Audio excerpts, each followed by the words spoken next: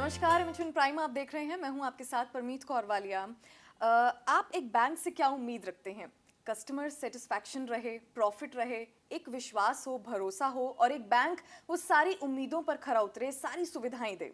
जी हाँ, हम आज बात कर रहे हैं पंजाब एंड सिंध बैंक की, जो कि एक भरोसा और एक विश्वास है।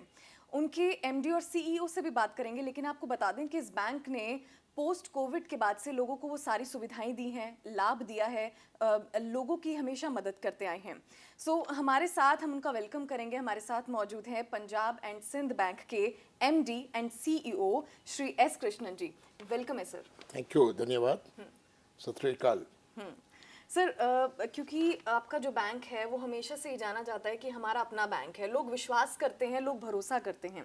सबसे पहले हम आपसे जानना चाहेंगे, क्योंकि ये बहुत बड़ी जर्नी रही, बहुत लंबा सफ़र रहा, और लोग अगर किसी बैंक पर विश्वास करते हैं तो बहुत सालों से करते आ रहे हैं। सबसे पहले हम आपसे ये जानना चाहते हैं कि किस तरह से ये पहचान बनी और उस मुकाम तक अपने आप को रखना वो कितनी बड़ी चुनौती थी? अच्छा क्वेश्चन है। सबको मालूम है कि ये बैंक स्थापित हुआ 1908 में। So it's about more than 100 years journey. जो आपने बड़ा विश्वास तो एक दिन में नहीं आता है। और जो अभी हमारा बैंक का ब्रांड नेम है, ये हाउस होल्ड नेम है इस पार्ट ऑफ द कंट्री में। ये बिल्ड हुआ है पिछले 100 साल से ऊपर। अभी 113 साल खत्म हो गया, 114 साल चल रहा है। और हर साल इसको हमने बढ़ाया। हमने कस्टमर्स के साथ हाथ के हाथ काम किया। जो कस्टमर्स को चाहिए समय पर, हर समय पर जो भी उनको चाहिए वो सुविधा हमने दिया है। अभी देखिए, एक महामारी थी इधर कोविड का, पिछले एक साल से ऊपर। उस समय में हमने ग्राहकों के लिए बहुत सेवाएं दिए हैं, बहुत प्रोडक्ट्स लेके आए हैं कि उनका कष्ट जो होगा उसको हम सॉल्व करें।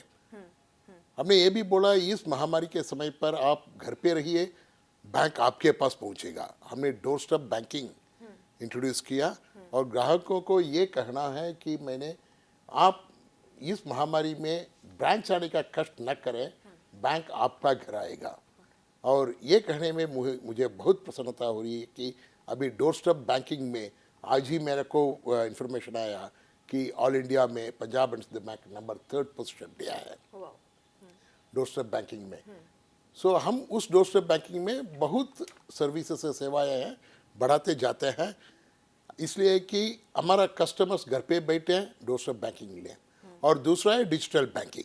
डिजिटल बैंकिंग भी हम बहुत उनको प्रोडक्ट्स ले आ रहे हैं। और with all these things the customers feel comfortable, and that is how the affection, the affinity, the trust on the bank has come over a period of 114 years. तो sir, क्योंकि सब जानते हैं पोस्ट कोविड का time चल रहा है, लोग अभी भी इस महामारी से जूझ रहे हैं। आपसे हम जानना चाहते हैं कि एक बैंक होने के नाते, जहां पर शायद बैंक को तो लॉस होता है, लेकिन बैंक हमेशा अपने ग्राहकों को, कस्टमर को प्रॉफिट का ही वादा देता है। हम आपसे ये जानना चाहते हैं कि किस तरह से पोस्ट कोविड के बाद आप लोगों ने इस महामारी से डील की और लोगों तक वो सारी सुविधाएं पहुंचाई। अच्छा, ये महामारी के कारण जो भी कस्टमर्स जो उनका बिजनेस में अफेक्ट हुए हैं, उनको कष्ट को सॉल्व करने के लिए हमने emergency credit line of guarantee, वो स्कीम भारत सरकार ने लेके आया, उसको पूरे हमने इम्प्लीमेंट किए हैं। और रेजोल्यूशन फ्रेमवर्क है 1-2 जो हमारा रिजर्व बैंक ऑफ इंडिया ने लेके आया है, उसको भी हमने इम्प्लीमेंट किया है। हमने क्या किया, प्रोएक्टिवली जो भी कस्टमर्स उसको एलिजिबल है उनको हमने आइडेंटिफाई करके हम उनके पास पहुंचा कि इस समय पर अगर आपको कुछ पैसा चाहिए, ये स्कीम अवेलेबल है, उपलब्ध है, आपको इसमें एलिजिबिलिटी है, आप लीजिए। और जो आपको अभी लिक्विडिटी का प्रॉब्लम है because of the Covid, that you can solve it, you can address that. Accordingly, we have done, many of my customers have used it. And if I look into today, whosoever have used, they are now, I am able to see that they are able to come back. When the economy bounces back, I am sure that they will also be. So the bank has given a helping hand to all the customers when they were facing the trouble due to the COVID. Sir हम performance की बात करते हैं, वित्त वर्ष performance results की बात करते हैं, तो 2021 के मुकाबले जो दिसंबर 2021 की जो रिजल्ट्स आए वो परिणाम कैसे थे, क्या हाइलाइट्स हैं उनके? बैंक का बोर्ड का बैठक थे और उसमें ये जो दिसंबर तीसरा तिमाही का रिजल्ट्स अप्रूव किए हैं, मुझे बहुत खुश है कहने में कि इस क्वार्टर का जो दिसंबर क्वार्टर का नेट प्रॉफिट है 301 करोड़, ये अभी रीसेंट टाइम में one of the highest net profit the bank has registered. पिछले क्वार्टर में 218 करोड़ का था जो सितंबर का, इस क्वार्टर में 301 करोड़। और हम कहते हैं ऑपरेटिंग प्रॉफिट। ऑपरेटिंग प्रॉफिट होता है जो प्रोविजन करने से पहले, वो 332 करोड़ का था। सो कुछ प्रोविजंस भी आगे आने वाले के लिए दिन के लिए कुछ हमने संभाल के रखा है। फिर नेट प्रॉफिट आया 301 करोड़ है। So profits, if you look into one of the best profit the bank has made during the quarter ended December 21 compared with the September 21. हम बैंक का बहुत टर्मिनोलॉजीज है कि हम नेट इंटरेस्ट मार्जिन कहेंगे, net interest margin देखेंगे, that is one of the highest 3.17% है इस क्वार्टर में। और एक भी होता है कि एनपीए रेशियो को भी हमने कम किया है। जो मेरा नेट एनपीए है वो 3.81 से 3.01 लेके आया है इस 3 महीने में, और बैलेंस शीट को बहुत स्ट्रेंथ किया है।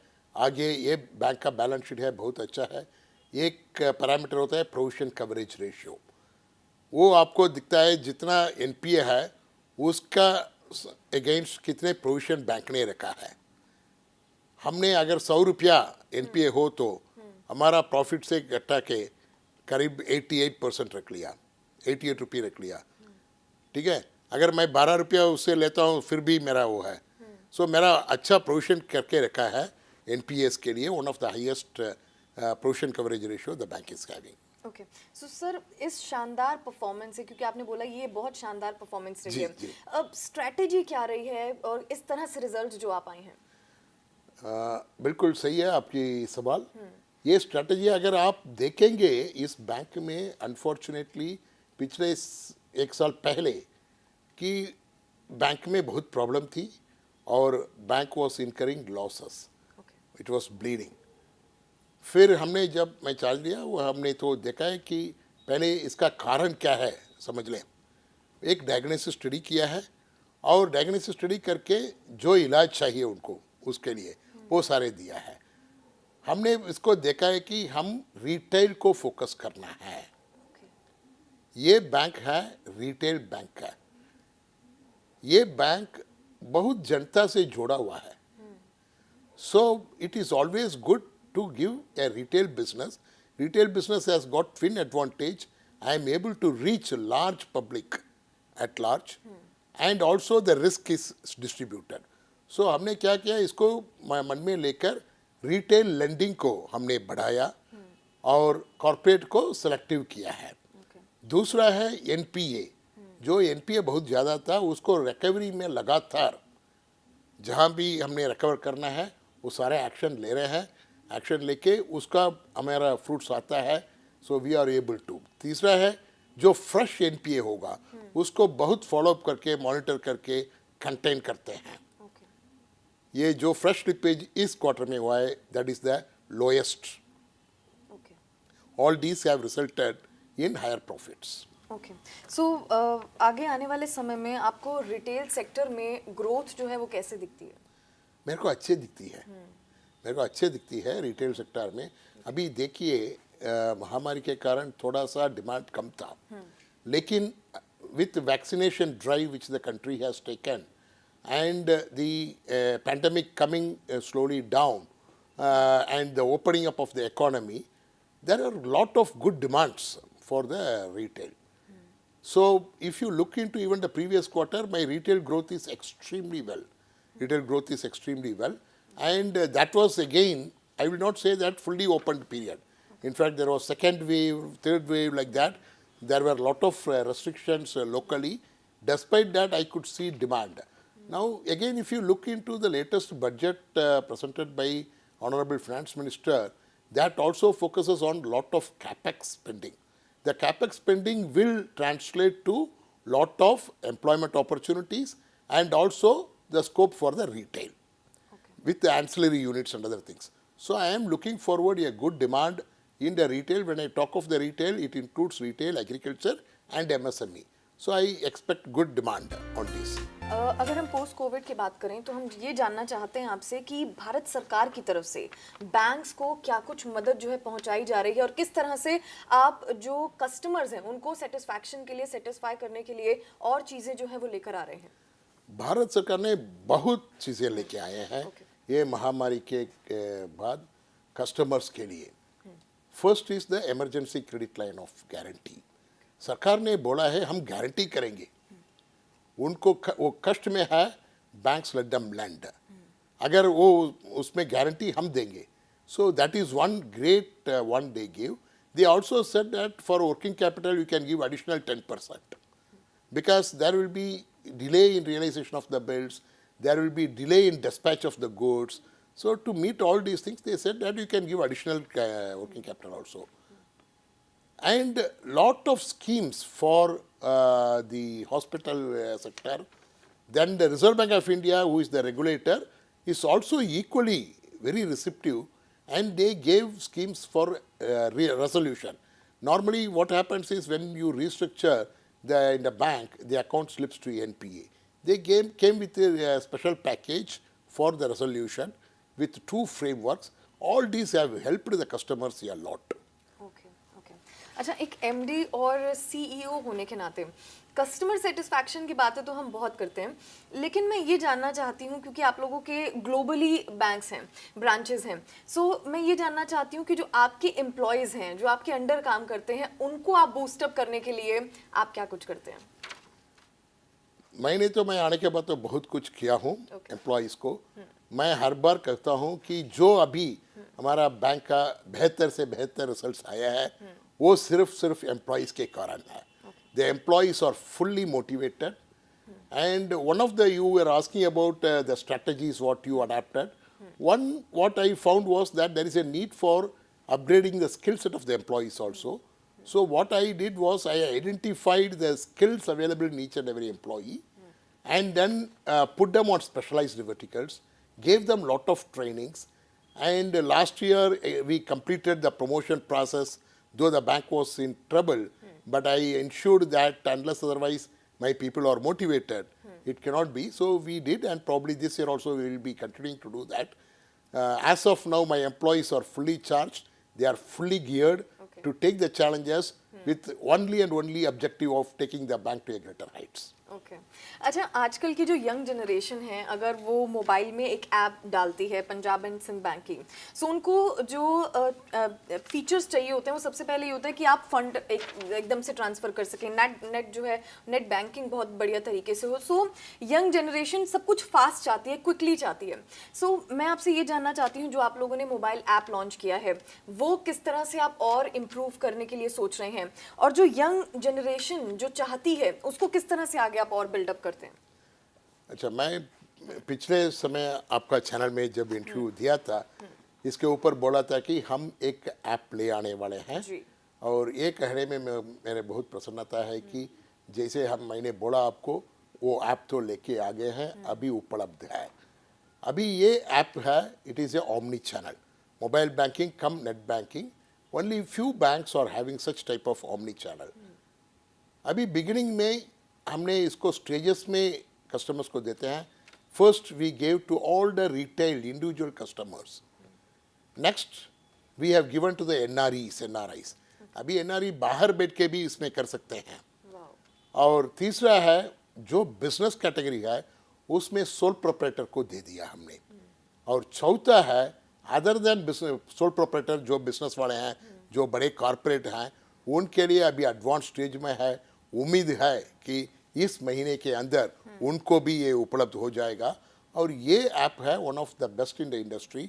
जो आप कहते थे कि फंड्स ट्रांसफ़र करना है, ये तुरंत हो जाता है। इसमें एक एडवांटेज है, इसमें यूपीआई भी इनबिल्ट है। सो यूपीआई के लिए आप अलग से जाने का जरूरत नहीं है। इसमें इनबिल्ट है। सो इसका जो अभी रिस्पॉन्स है वो बहुत अच्छा है। ठीक है। सर, हमारे चैनल के इस माध्यम से आप अपने ग्राहकों को क्या संदेश देना चाहते हैं और आने वाले समय में और क्या कुछ इम्प्रूवमेंट और क्या कुछ स्ट्रैटेजीज आप लेकर आ रहे हैं? मैं पर्टिकुलरली मेरा ग्राहकों को और जनरली व्यूअर्स को ये कहना चाहता हूँ, पंजाब एंड सिंध बैंक है आपका बैंक है, हमेशा आपका बैंक है, आपके साथी होंगे। अगर वो अच्छे दिन हो या कठिन दिन हो, जैसे महामारी हो, पंजाब एंड सिंध बैंक आपके साथी है। और जो भी प्रोडक्ट्स एंड सर्विसेज आपको चाहिए उसको लिए हम तैयार है।